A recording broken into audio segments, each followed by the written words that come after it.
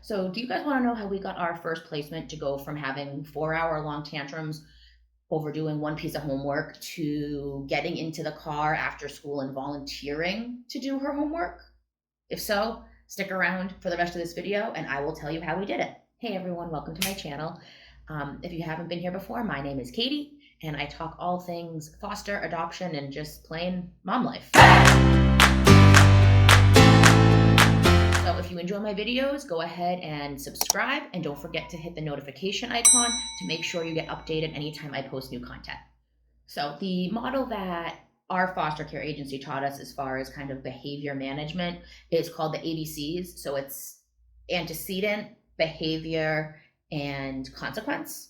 And basically these three things work together to help you learn, manage, and shape behaviors. So the first thing is you need to collect data. So you need to start figuring out, hey, what's causing this behavior that I see? So maybe the behavior is throwing a tantrum, or maybe the behavior is stealing food, or maybe the behavior is refusing to do homework. Whatever that behavior is, you need to start logging what's happening around it. So let's say that, we're, I don't know, doing homework one night because that was one of the big things that we worked with our first placement was homework. And we noticed that she'll sit down, she'll start her homework, and a couple questions in or halfway through, or at some point, she will get frustrated. And then that frustration will turn into more frustration and more frustration. And it eventually ends with her just downright thinking, this is pointless, I can't do it, I refuse to do it, I'm not gonna do it, I'm gonna yell and scream and cry and freak out until you tell me I don't have to do it. So that was the behavior. That was very easy to see. We could see the yelling, we could see the screaming, we could see the throwing, we could see the hitting, we could see all of that. So what we had to figure out was, hey, what's causing it? Is it just that she doesn't feel like doing homework? Is she frustrated about it? Does she not understand it? Is she feeling overwhelmed from having such a long day? What is it that's causing it? So after, a lot of data input and figuring out kind of what seemed to happen on those days, we were able to figure out that she needs some time to definitely unwind after coming home. So it generally happened more on days that it was as soon as she got home, we right away started. She needed a little bit of a break. I mean, we always gave snack, but early on we'd do like snack while we did homework. And we kind of learned that it was better to give her time to kind of relax, maybe run outside for a bit if it was nice out, stuff like that to kind of get her just to get out some of this excess energy. And the other thing we also noticed was the tantrums and stuff were bigger on the days that she felt more frustrated with the homework. So the days that she felt like she understood it less, or the days that, maybe she felt like she didn't do well at school that day. So this was all important information for us to know because it allows us to kind of better tell when the behavior would happen. Obviously not in the case of homework because homework needs to be completed, but in some cases you can just try to avoid the antecedent. So let's say that your kiddo gets really upset when you go to the grocery store because when you go to check out, they always see the candy and they really, really want this candy. Maybe you can't avoid going to the grocery store, but maybe you bring something with them for them to play with when you're checking out. So they maybe don't notice the candy and then they don't have the tantrum because they don't actually notice the candy.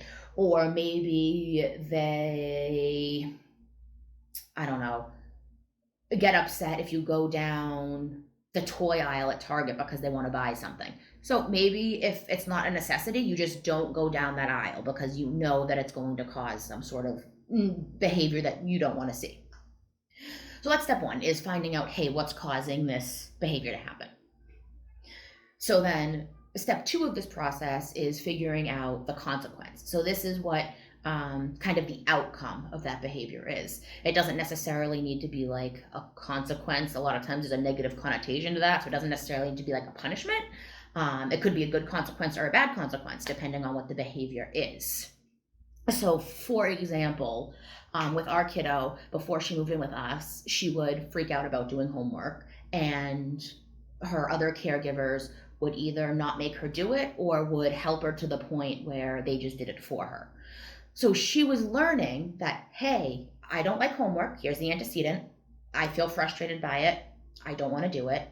The behavior was yelling and screaming and hitting and crying and whatever.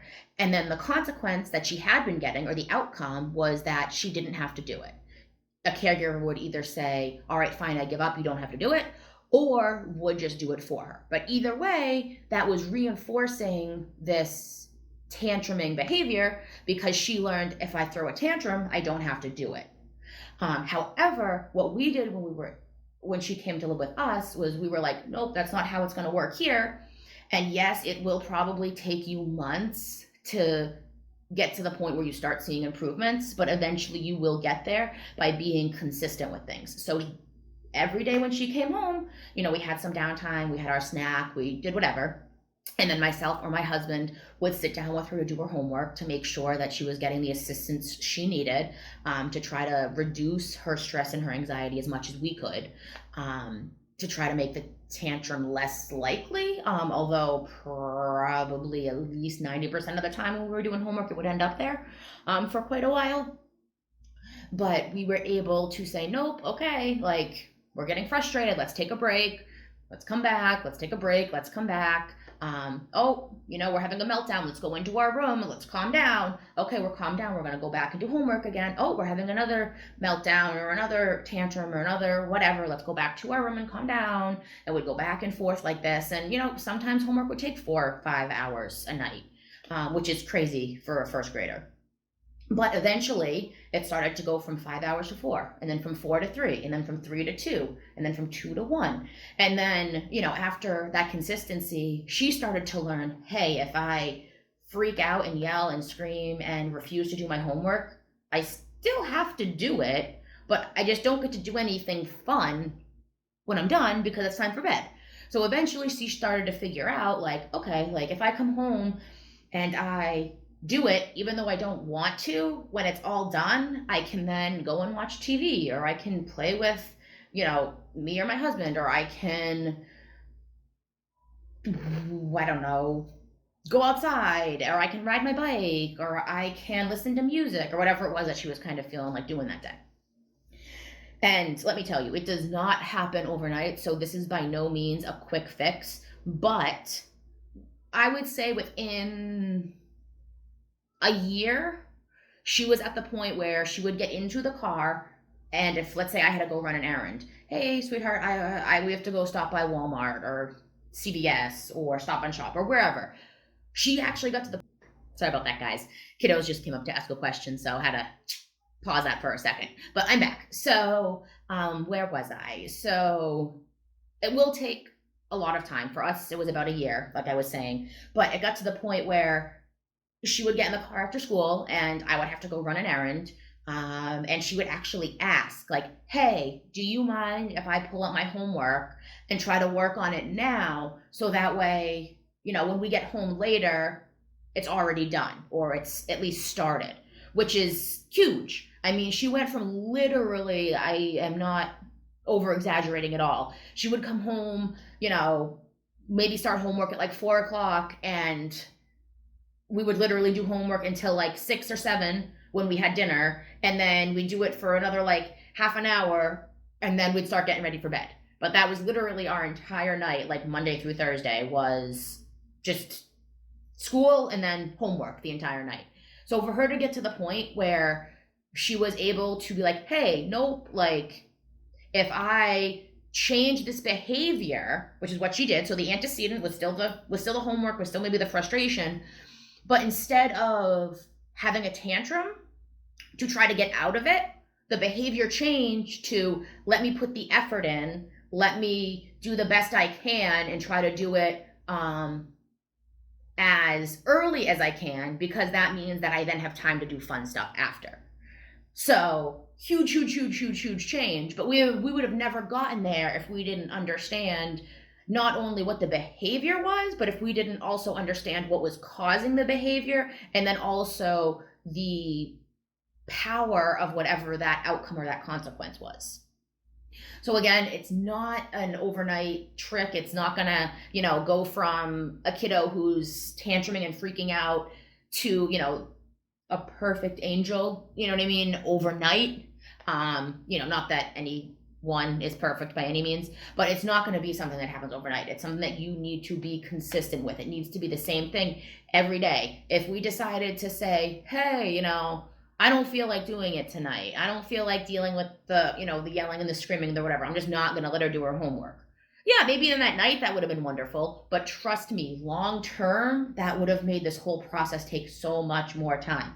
Because if we had decided to do that and been like, hey, tonight you don't have to do it, it's fine, then we would have been teaching her, like, oh, so if I do push hard enough, if I do it enough days in a row where I freak out, like, then eventually they'll tell me I don't have to do it. So you're just taking a bunch of steps back.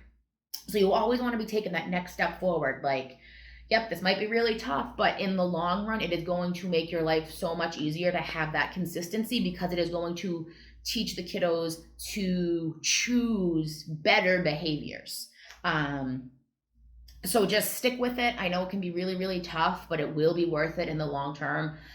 Understanding what the cause is, what the behavior is, and then what the consequence is, or what your consequence options are, can really impact a kiddo's behavior. So if you guys have any comments or any questions, anything like that about this video, go ahead and put them below. I'm definitely willing to do more videos like this if it's something that was helpful for you guys. Also, I will put a link somewhere about other kind of, I don't know, training. I don't know what you really want to call this. Informational videos, I guess, behavior management videos, something like that, so you can look at the other stuff I have. And again, don't forget to make sure that you subscribe and hit the notification bell if you liked this video, so that way you get updated anytime I post new content. And I'm so happy you guys stopped by, and I hope this was helpful, and I will see you guys all next time. Bye.